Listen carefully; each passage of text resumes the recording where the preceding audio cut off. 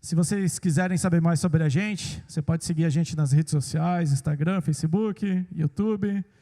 Os cultos também são transmitidos online, ficam salvos lá para você ouvir, compartilhar, poder conhecer um pouco mais sobre a gente, fazer parte dessa grande família, que se reúne aqui todos os domingos, às 7h30 da noite, tá bom? Deus abençoe. Queridos, as crianças hoje, quem é a professora? Magui, vem aqui na frente. As crianças também podem vir aqui na frente. Vamos orar pelos nossos pequeninos? Júnior. Isso.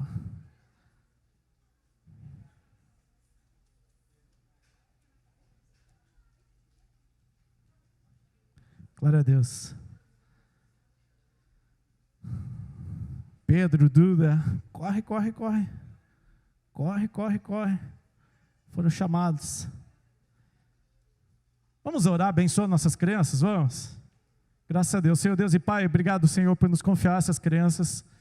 São teus, Senhor, nós consagramos eles em tuas mãos, Pai. Reconhecemos o teu senhorio sobre suas vidas. Como igreja, nós queremos abençoá-los, Pai. Não só abençoá-los, instruí-los no caminho que é a tua palavra, que é o caminho da verdade, o caminho de justiça. Por isso, usa a vida da Magui nessa noite, Deus, com tua graça e misericórdia. Em nome de Cristo Jesus nós oramos. Amém e amém. Graças a Deus. Podem ir.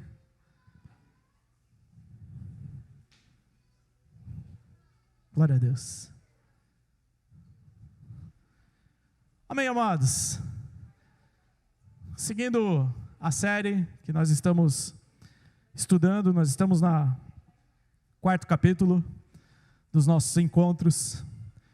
Tem sido muito edificante, tem sido um caminho de, não sei se descoberta ou redescoberta do casamento. Minha esposa fizemos semana passada, 12 anos, né, amor? De união, com a graça de Deus, né?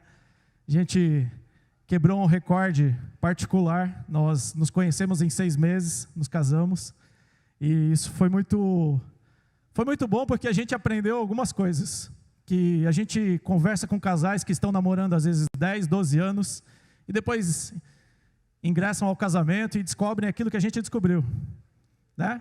Que a gente não se conhece, e que a gente passa a se conhecer na vida 2, no cotidiano, no dia a dia.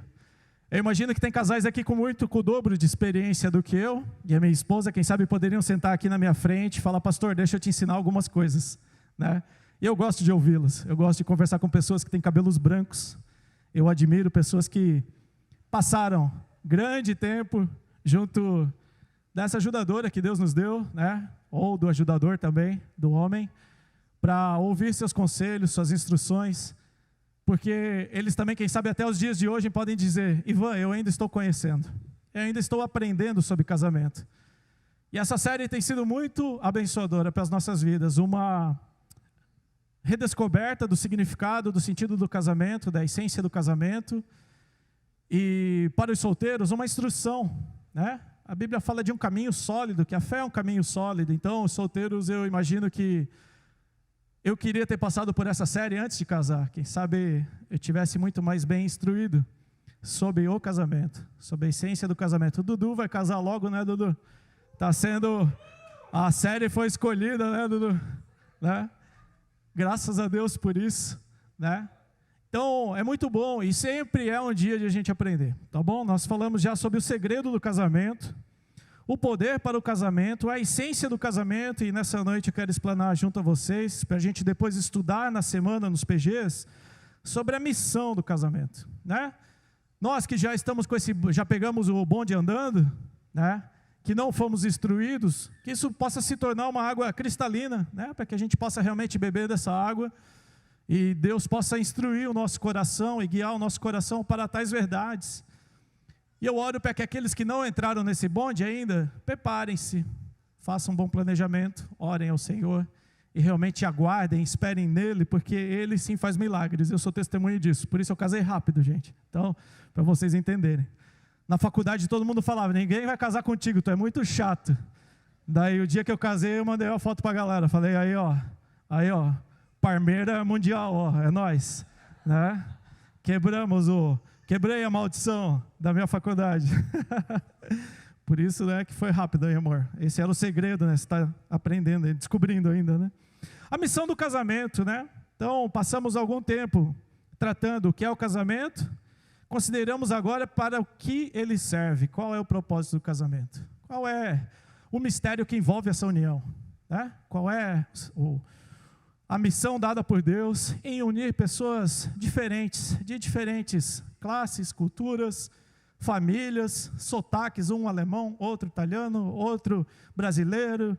Deus une todas essas coisas, faz essa grande misturança, né? E trabalha através disso. Essa é a maravilha do Evangelho, quando nós abrimos o nosso coração para essa verdade. Deus trabalha em meio às diferenças, Deus trabalha em meio às divergências até de opiniões, divergências culturais, divergências familiares. A resposta da Bíblia para essa pergunta começa com o princípio de que o casamento é uma grande amizade, é uma profunda amizade entre um homem e uma mulher, né? Então, muitas pessoas mistificam, né? Falam, puxa, eu não quero, né? Não quero ter amizade contigo, porque eu quero casar e tal, mas o fundamento bíblico é de que é necessário um laço de amizade profundo e íntimo para que a gente possa caminhar com sucesso em direção a Cristo, né? E essa resposta está lá no Gênesis. Gênesis capítulo 1 vai dizer que enquanto Deus criava o mundo, 1 e 2, Ele olhou para aquilo que havia feito e declarou repetidamente de que era bom. Deus criou as coisas e disse, nossa, isso é muito bom. Mas aí, mais adiante, Deus viu tudo o que tinha feito, né? Gênesis 1:31, né? E disse, eis que era muito bom. 7 vezes Deus fala, né? Deus cria as coisas e diz, é bom. Mas é impressionante, no capítulo número 2, 18, que Deus, depois de ter criado o homem, né? Do barro, Deus olha para Adão e o que ele fala? Não é bom que o homem esteja só.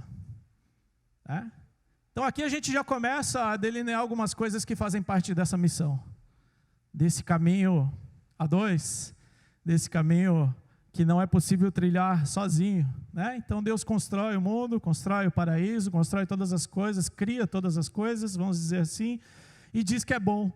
Mas ao criar o homem, ele olha para Adão e fala, como diz o pastor Cláudio Duarte, Adão, tu está muito em paz. Adão, tu está muito tranquilo. Vou te arrumar um problema. Não, brincadeira, gente. Não, meninos, não briguem comigo. Cuidado, hein, solteiro, não vai gritar aí que daqui a pouco você leva uma... Então, a resposta, né, para essa afirmação do próprio Deus, não é bom que o homem esteja só, a resposta está em Gênesis 1:26. Quem sabe a resposta esteja ali, porque Deus fala, façamos o homem segundo a nossa imagem e semelhança. E a afirmação de Deus está em façamos, ou seja, nem Deus, que é o próprio Deus, está sozinho. Nós cristãos, nós queremos em um Deus trino, né? Deus Pai, Deus Filho, Deus Espírito Santo. Nem Deus está sozinho. Não é bom que o homem esteja só, porque é como se Deus olhasse para ele e olhasse a solidão do homem e dissesse, Adão não vai se virar. Adão bem sozinho não está bem, né? A forma racional e completa de Deus gira em torno de si mesmo e se completa em si mesmo. Deus, trino, se completa, se satisfaz em si mesmo. E ao olhar o homem diz, não é bom que o homem esteja só. Isso nos dá um mapa da nossa missão como ser humano na face da terra, como eu gostaria de extrapolar aqui e estender a questão do casamento, como cristão na face da terra, como pastor, como missionário, como alguém que professa a fé em Jesus. Não é bom que o homem esteja só. E se existe algo que nos cura é quando a gente anda juntos. Jesus até ao enviar os seus discípulos, né, quando ele disse o ide, ele mandou ir de 2 em 2. Né? Jesus respeita o princípio do Gênesis, respeita aquilo que Deus afirma ser bom para o homem. Não é bom que o homem esteja só, automaticamente é bom que o homem esteja ao lado de alguém, esteja ao lado da sua ajudadora. Posteriormente, Deus cria Eva. Não é bom que o homem esteja só, não existe fé cristã, não existe vida cristã de forma isolada. Não existe casulo cristão, não existe bolha cristã, onde você se rodeia de si mesmo, você cria ou tenta recriar o seu próprio paraíso. A cura da vida cristã, a restauração da vida cristã para para a minha vida, para as nossas vidas, é quando nós compartilhamos, ou paramos para ouvir também os nossos irmãos. Partilhar e andar junto traz cura para as nossas vidas. Andar para o mesmo alvo e o mesmo objetivo traz cura para as nossas vidas. Porque nós trabalhamos em PGs, em pequenos grupos, porque é importante nós andarmos juntos. É importante nós partilharmos juntos. É importante nós sentarmos à mesa junto. Jesus não cumpriu sua missão sozinho. Jesus andou com os 12. E até o traidor estava no meio dele. Né? Nem o traidor Jesus fez questão de, não, traidor, eu já sei o que tu vai aprontar, vai para o lado. Não, o traidor comia junto. O traidor, ele via os milagres. O traidor estava junto nas orações, estava junto com Cristo, estava junto com Jesus. Jesus não descarta ninguém na sua caminhada, na sua jornada. Porque ele entende e sabe o princípio e a importância de nós andarmos juntos. Não é bom que o homem esteja só. E aqui a gente começa a entender parte da missão do casamento. A missão do casamento vem como um suprimento. Adão estava no paraíso, mas parece que mesmo estando no paraíso, a solidão era algo terrível. Estando sozinho no paraíso, olhando todas as coisas, dando nome para os bichos, chamando vaca de vaca, boi de boi, girafa de girafa, Deus entende que aquilo ali não bastava para Adão. Deus entende que era necessário. E Deus nos mostra através dos escritos que Ele está nas relações. Ele está na horizontalidade relacional. Essa horizontalidade relacional, ou seja, a forma com que nós nos relacionamos, nos nossos horizontes, nas pessoas ao nosso derredor, ali Deus se manifesta e é algo proposital do próprio Deus. Deus nos criou para nos relacionarmos. Deus não nos criou para que estivéssemos sozinhos. Isso confirma que a família, o casamento é propósito de Deus para abençoar as nossas vidas. E aqui a gente começa a dar sentido ao casamento. Quem sabe se o pastor perguntasse no dia do meu casamento, falasse, Ivan, por que você está casando? Eu não daria uma resposta tão plausível a ele. Quem sabe eu falava, cara, quem sabe eu estava mais preocupado em satisfazer as minhas necessidades. Quem sabe eu estava mais preocupado em dar aquela resposta para os meus amigos lá da faculdade, que falava, tu não vai casar? Quem sabe eu estava querendo transparecer algo para a cultura do meio ao qual eu vivia. Mas nós entendemos biblicamente de que o casamento tem um propósito em si mesmo. O casamento faz parte de uma união estabelecida pelo próprio Deus para abençoar, santificar, regenerar e transformar as nossas vidas através de uma relação entre o esposo e a esposa e Cristo Jesus.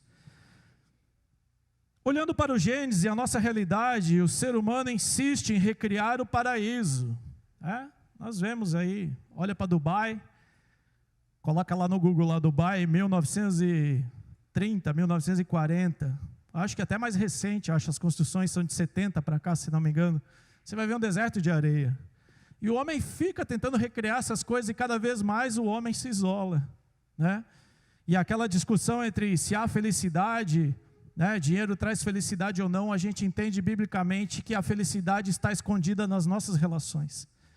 A felicidade ela está escondida no partilhar do pão com os diferentes e com os comuns chamados por Deus. Nós encontramos essa satisfação no dia a dia, na convivência com os nossos irmãos. Eu não sei você, né? Mas essa série tem sido essa descoberta, tem aberto os nossos olhos para muitas verdades. Muitas das pessoas em seus dilemas, e confesso que parte dos meus dilemas também, é se perguntar para o Senhor, Senhor, o que tu queres comigo? O que tu queres comigo? Né? A gente procura biblicamente respostas, buscamos em oração respostas, buscamos na internet respostas, hoje em dia, né? Antigamente a gente ia para os montes, pedia ao Senhor, Senhor, fala comigo, revela-te a mim, eu quero saber qual é o teu propósito para com a minha vida, né? Inúmeras pessoas me perguntam em sua caminhada, o que Deus quer comigo, Ivan? Qual é o propósito de Deus para a minha vida? E o exercício de humildade que nós precisamos fazer é entender que o propósito de Deus ele está mais próximo para os casados do que a gente imagina. O exercício de humildade que nós precisamos olhar ao nosso redor é entender que o esposo, a esposa que Deus colocou do nosso lado, faz parte do seu propósito para conosco. Nós entendemos que através dessa relação, nós compreendemos que através dessa união, o propósito de Deus está se cumprindo em nossas vidas. Poxa, pastor, mas daí eu estou solteiro, eu sou viúvo, estou separado, e aí o que Deus quer comigo? Deus quer que você não caminhe só. Por isso Ele te deu uma igreja, por isso Ele te dá uma família, por isso você tem os PGs, e por isso é importante que você se envolva com pessoas. E humildemente entender que as pessoas que Deus colocou do seu lado fazem parte do propósito de Deus para com sua vida. Muitas pessoas querem, amém, aos missionários, né? Querem África, querem vários países, mas perdem-se dentro do próprio casamento. Oram pelo mundo e têm dificuldade em abençoar a própria esposa, os próprios filhos, têm dificuldade de orar com a esposa, orar com os filhos, abrir a Bíblia em suas casas. E o propósito de Deus não é que você ganhe o mundo, não é que você ganhe os países, não é que você ganhe povos não alcançados, mas sim que vivam em união com aqueles que Deus colocou ao seu derredor. Amém? Nossa, vocês estão animados, amém? Amém, glória a Deus. Olha para essa maravilhoso que está do seu lado aí. Esposa e esposa, né? Os solteiros, olha aí para aquilo que Deus colocou do seu lado. Para os filhos. Queridos, vamos entender que essa é a comunidade que Deus nos deu? Vamos entender que esses são os pequenos grupos que Deus nos deu? Vamos entender que aquilo que está diante dos nossos olhos, que nós já nos acostumamos como uma paisagem, quem sabe, é algo que muitas pessoas, a Carol orou aqui, e eu penso que muitos ucranianos queriam estar no nosso lugar, tendo a liberdade de culto, tendo uma liberdade de adorar a Deus, de levantar as suas mãos sem medo, saber que pode voltar seguro para as suas casas. Mas a nossa condição de comodismo nos impede de enxergar os milagres que Deus fez ao nosso derredor. Cada vida aqui é um milagre de Deus, e você é um milagre de Deus por estar vivo, por estar saudável, pelo Senhor ter te chamado, por você estar inserido em uma comunidade. Somos parte desse milagre. Falando de solidão, Deus dá uma resposta à sua afirmação com relação à solidão do homem, e cria Eva. Deus cria Eva para Adão. E a Bíblia vai chamar de ajudadora, auxiliadora. O termo hebraico para ajudadora, auxiliadora é Ezer. Aquele que ajuda, aquela que ajuda, ou aquele que salva. Até Deus é chamado por esse termo, biblicamente, de Ezer, quando se remete ao seu povo. Quando Deus alcança o seu povo, Deus tem essa atribuição. Eva supre a solidão. A gente tem uma visão de Eva simplesmente como mulher. Quem sabe até alguns homens pensam como propriedade de Adão. Quem sabe alguns homens pensam só como um símbolo de sexualidade. Ah, mulher perfeita, criada por Deus, né? Nunca ninguém a tocou. Quem sabe alguns homens criam, né? Nossa sociedade acaba criando adjetivos. Mas mulher na sua função, Eva na sua função de ajudadora, auxiliadora, supre as necessidades afetivas de Adão. Ao ponto de a única companhia que Adão tinha, além dos bichos, a companhia, a necessidade afetiva que Adão tinha, Eva supre, se tornando ajudadora, auxiliadora e íntima de Adão, amiga de Adão, confidente de Adão, passa a o conhecer. E o livro que a gente está estudando, ele remete o seu cônjuge como seu melhor amigo. Quando Deus trouxe o primeiro homem, a sua esposa, apresentou para ele não apenas como amante, mas também como amiga que o seu coração buscava.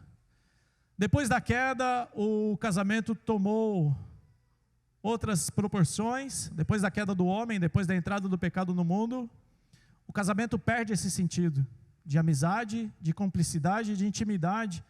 As mulheres passam a ser um símbolo de propriedade dos homens, onde se tornam mercadorias, né? São negociadas entre povos, entre tribos, muitas vezes até pelo estabelecimento da paz, né? Se negociavam-se um casamento, arranjavam-se um casamento, se negociavam-se as mulheres, eram utilizadas como moedas de troca em função do pecado, né?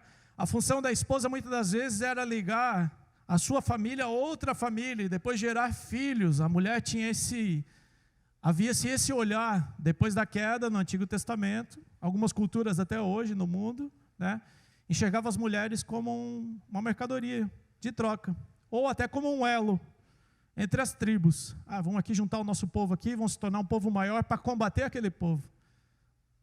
Ou combater um outro povo, ou ter maior propriedade de terra. Então, dessa forma se enxergava o casamento. Mas nós vivemos na Nova Aliança, vivemos no Novo Testamento, e a gente precisa recorrer àquilo que o apóstolo Paulo fala, através da carta que nós estudamos desde o início dessa série, que está lá em Efésios 5, 25. Né? O que diz para nós lá, Phelps? Para que a gente grave, né, a gente vai repetir bastante Efésios 5, 25, até que você decore, até que a gente leve isso para as nossas casas. E aqui a gente vai estender um pouco até o 27. Marido, cada um de vós ame sua esposa, assim como Cristo amou a igreja, assim mesmo se entregou por ela, a fim de santificá-la, tendo-a purificado com o lavar da água pela palavra, para apresentá-la a si mesmo como igreja gloriosa, sem mancha, nem ruga, nem qualquer coisa semelhante, mas santa e irrepreensível. Paulo nos apresenta uma visão de casamento, provavelmente que deixou espantados os Efésios. Os Efésios eram uma comunidade de gentios, né? Gentios vinham de origem dessas tribos do Antigo Testamento, não tinham conhecimento da revelação bíblica, daquilo que deveria ser o casamento e qual o propósito de Deus. E quando o apóstolo Paulo escreve para que os homens amem sacrificialmente uma mulher, isso é um choque cultural. É um choque de cultura para o seu tempo. A gente olha para a nossa sociedade e quem sabe a gente até entende através de testemunhos de perdão, testemunhos de restauração de casamento, testemunhos de transformação pelo poder da palavra do Evangelho, casais que brigavam, que se matavam, conheceram o Evangelho, conheceram Jesus, foram transformados e regenerados. Se nós perguntarmos aqui, provavelmente que pessoas levantarão suas mãos. Mas o apóstolo Paulo está escrevendo para homens que davam sua vida em favor da guerra. O apóstolo Paulo está escrevendo para homens que eram acostumados a pelejar, quem sabe até pela sua propriedade, pela sua casa, mas entregar a sua vida, a exemplo da forma com que Cristo entregou.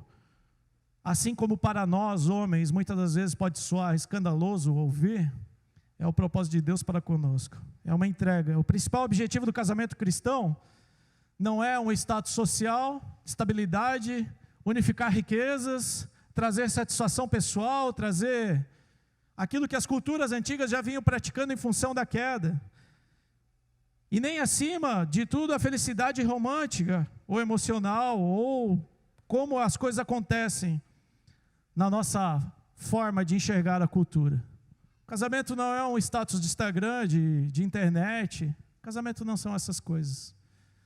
Casamento envolve uma ligação íntima, profunda, e que nós vamos entender mais para frente, a forma com que Deus usa essa intimidade, essa profundidade relacional, para que a nossa vida seja santificada, reestruturada.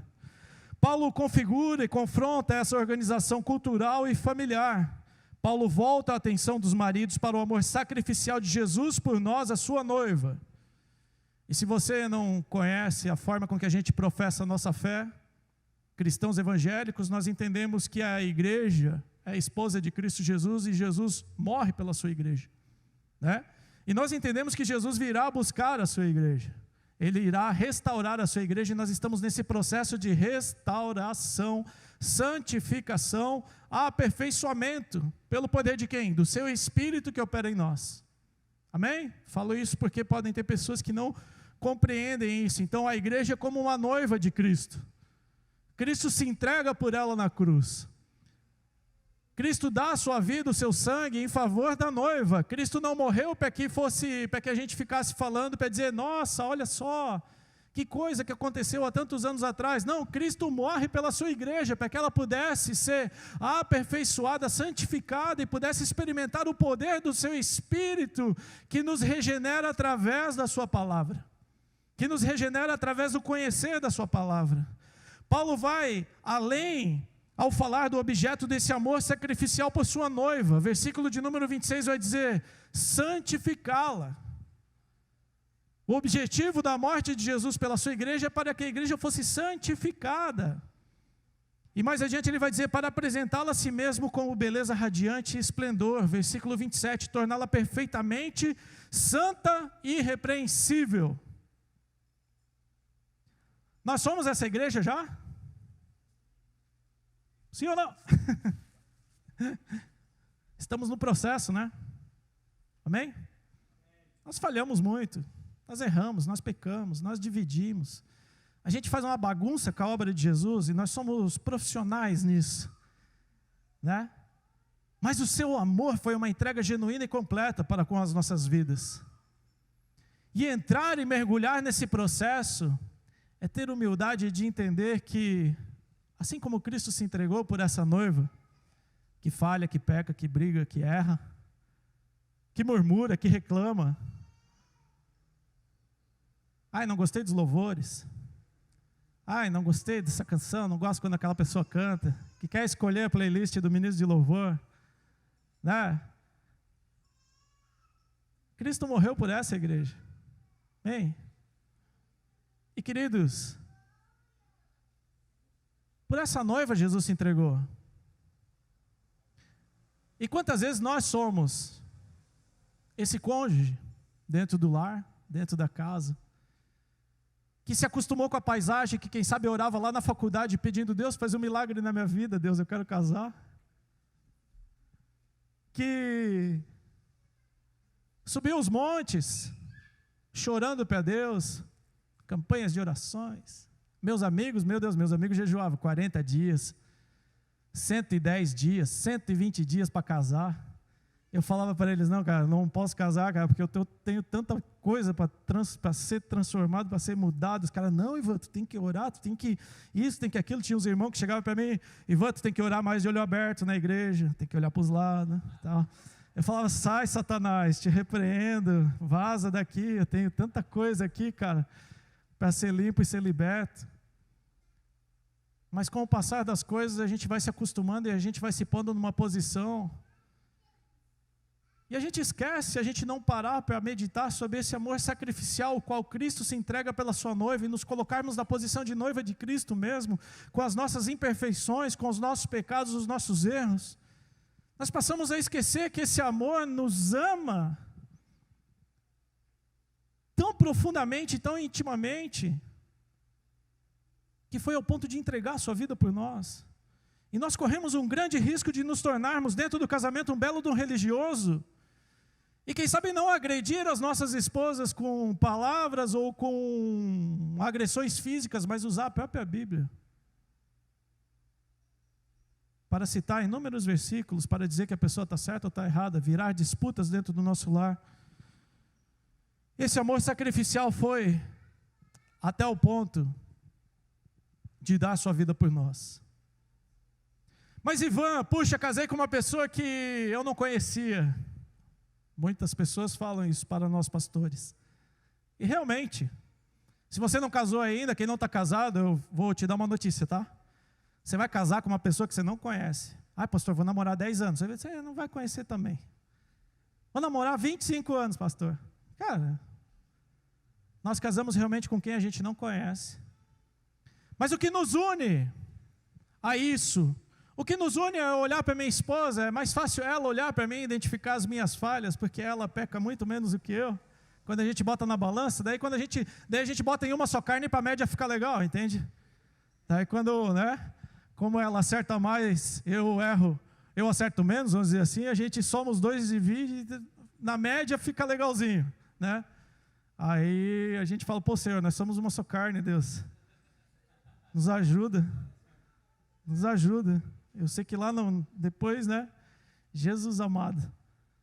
Mas o que nos une nessa relação, ou o que faz com que minha esposa olhe para mim e diga, puxa, pisando de novo nessa jaca, escorregando de novo nessa casca de banana, né?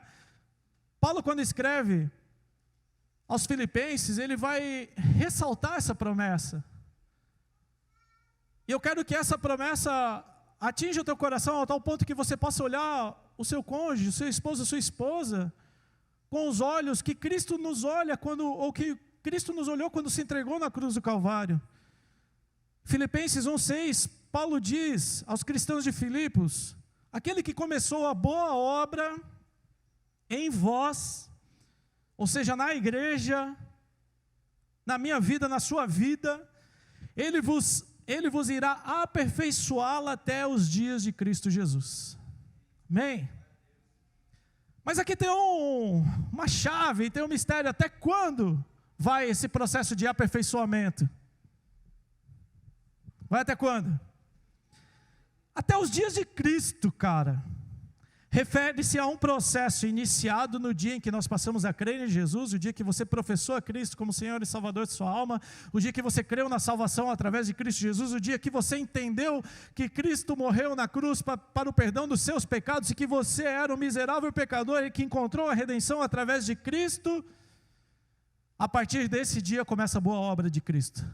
Mas é um processo que a gente não está preparado também, muitas vezes, para esperar que aconteça quando se remete ao nosso semelhante, né? Quando eu peco, eu lembro, legal, Jesus, o aperfeiçoamento vem até os dias de Cristo, mas quando minha esposa falha daí, aí eu quero que esse processo aconteça amanhã. Paulo nos diz que não devemos supor que esse processo será completado antes do fim dos tempos. É isso que Paulo está nos dizendo, queridos, isso é a Bíblia. Nós não devemos jamais imaginar que alcançaremos a perfeição aqui e agora. Gil Gomes no SBT, os mais antigos sabem o que eu estou falando. Os mais velhos, né? Que tem mais de 30, os outros ficam em dúvida. Nós não devemos imaginar isso. Nós não devemos pensar de que esse processo ele é instantâneo, ele é já para agora, mas é esse processo relacional.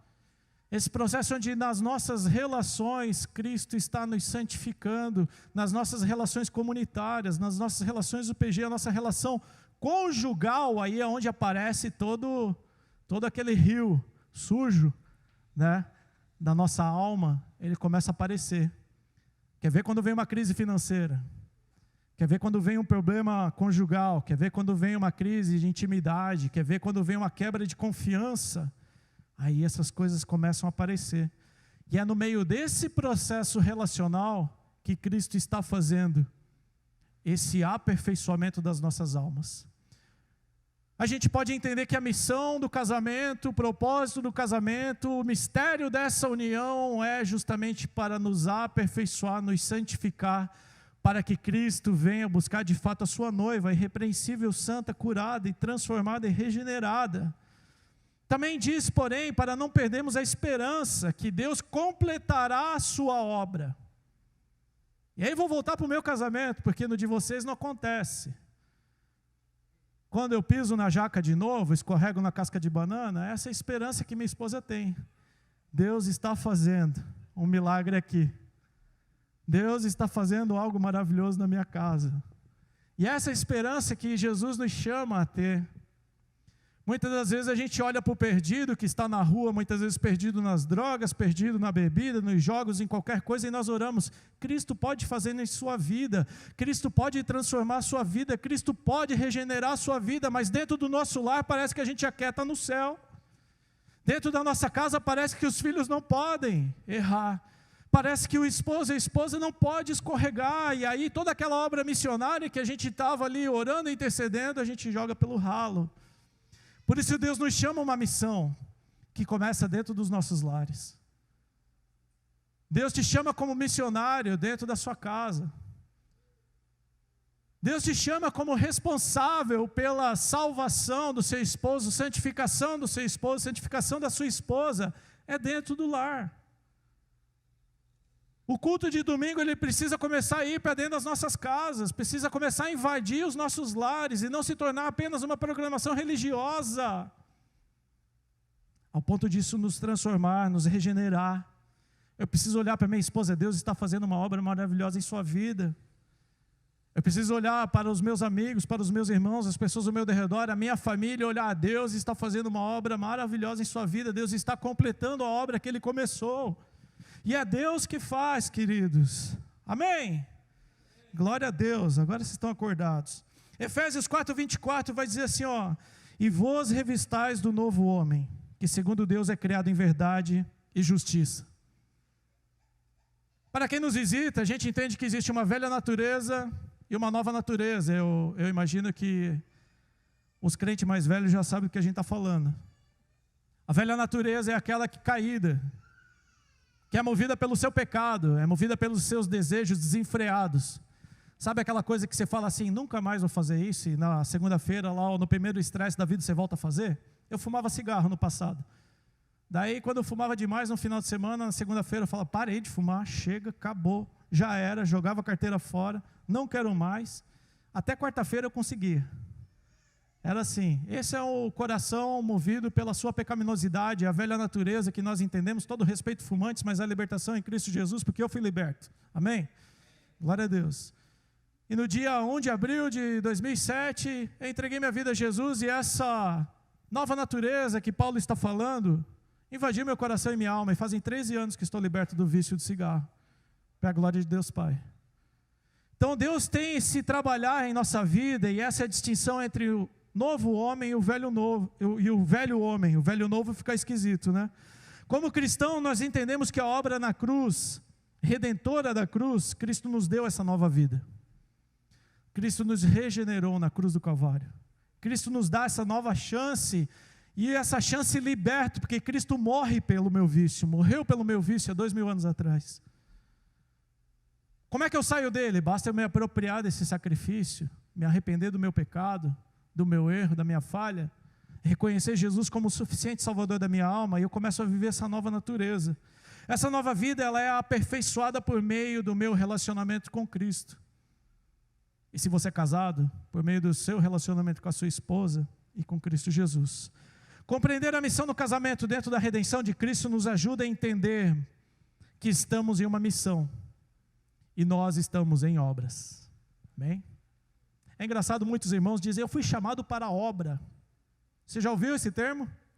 Aquele irmão ali, ele foi chamado para a obra. Queridos, todos nós fomos chamados para a obra. Amém? Começa dentro das nossas casas. Começa dentro da nossa relação conjugal. Começa dentro das nossas relações familiares. E Deus, Ele é tão maravilhoso que Ele nos dá o subsídio.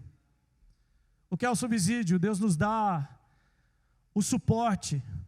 Deus nos dá o caminho que nós devemos andar, para que essa obra santificadora, regeneradora, poderosa, maravilhosa, passe a acontecer na minha vida e na vida do meu cônjuge, quando eu me rendo a Ele. A promessa de Deus para com a sua igreja nos dá a confiança e a esperança da regeneração e o aperfeiçoamento pelo próprio Senhor.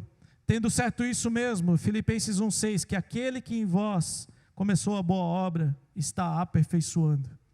Amém? Esse é o subsídio de Deus para nós. Deus está aperfeiçoando a obra no seu cônjuge, Deus está aperfeiçoando a obra no seu esposo, na sua esposa, na sua família. Por isso é importante que você se renda a Ele. A nova aliança dada por Deus através de Jesus como Salvador de todo pecador arrependido, nos dá o perdão, para que a gente também conceda perdão àquele que nos magoou, àquele que nos feriu. A aliança selada por Deus entre o homem e a mulher diante de Deus com os votos de amor e fidelidade, nos dá a confiança de que essa aliança foi uma aliança eterna. E aqui, meus amados, muitos homens não querem participar de uma celebração religiosa do casamento. Ah, já casei no papel, pastor, está tudo certo na minha vida. Estou legalzinho diante dos homens. Queridos, a celebração religiosa, ela é celebrada diante de Deus. O pastor que está ali, ele é um representante do próprio Deus na terra. Ele não é Deus, mas ele representa, através da autoridade da palavra. E você, seu sem vergonha, não vai ficar bravo comigo. Nós precisamos assumir esse compromisso diante de Deus, porque isso traz uma que é uma promessa eterna. Amém?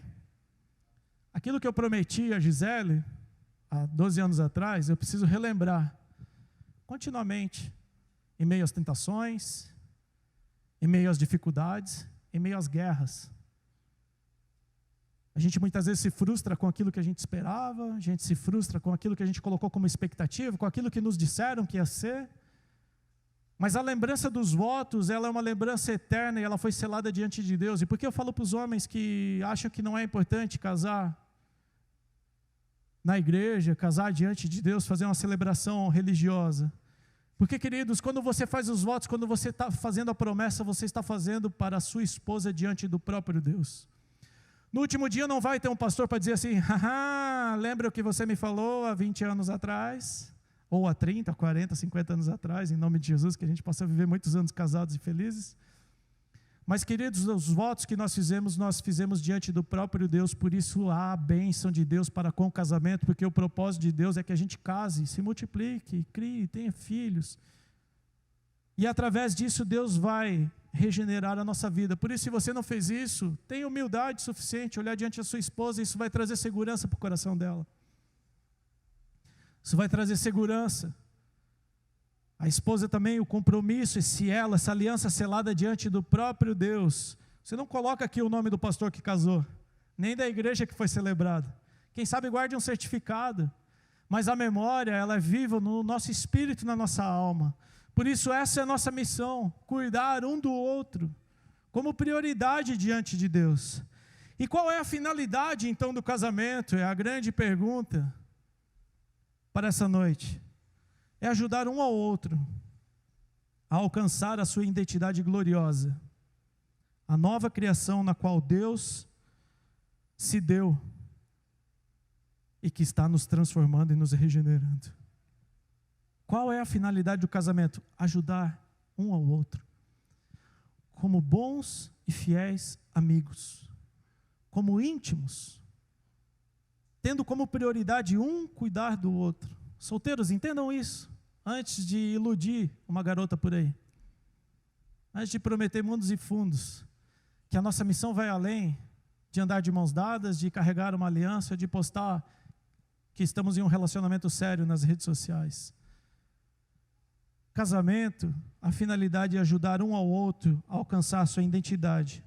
Qual é a identidade gloriosa? Deus nos fez o que? Lá no Gênesis, imagem e semelhança.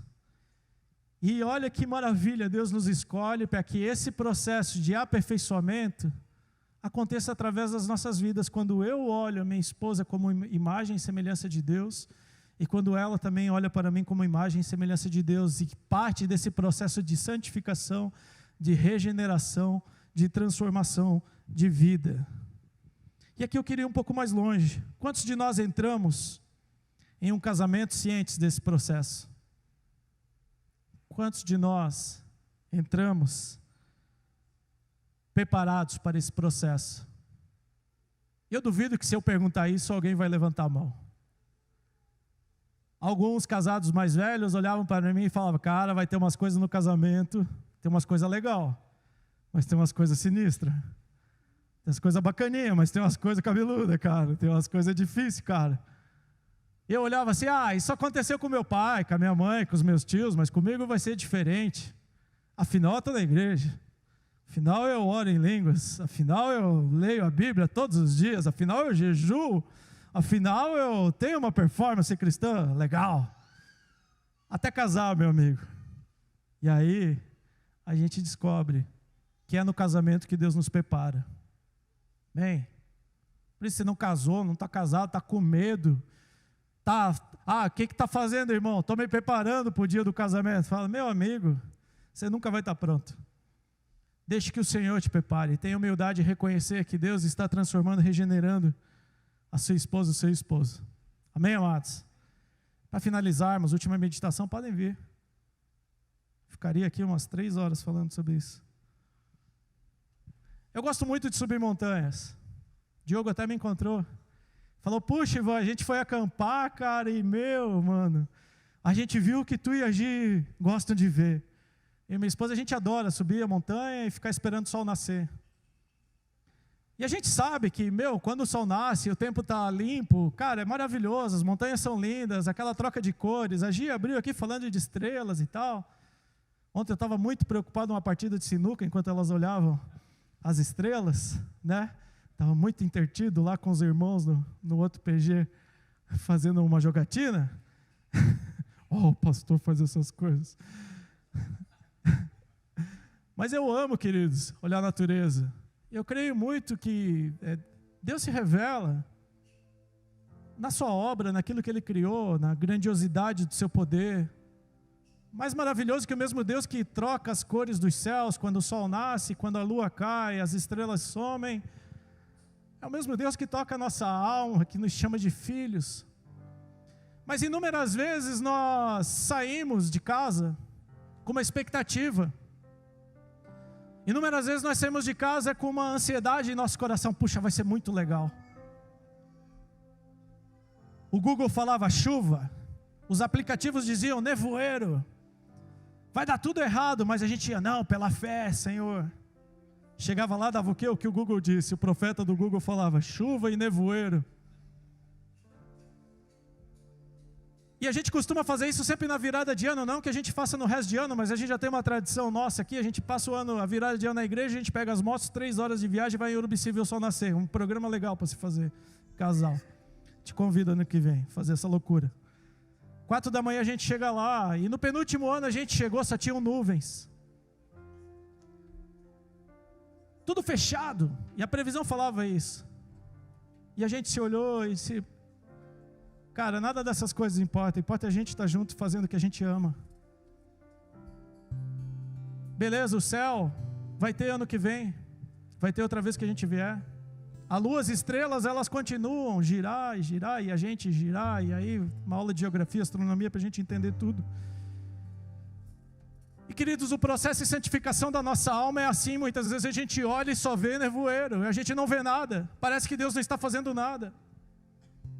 A gente olha para o nosso esposo, para a nossa esposa errando, falhando nas mesmas coisas e diz, puxa, mas queridos, nós temos uma promessa em nosso favor, Cristo morreu por nós. Cristo deu a vida por nós e Cristo está santificando a sua igreja. Cristo está santificando o seu esposo e a sua esposa, irmã, continue em oração.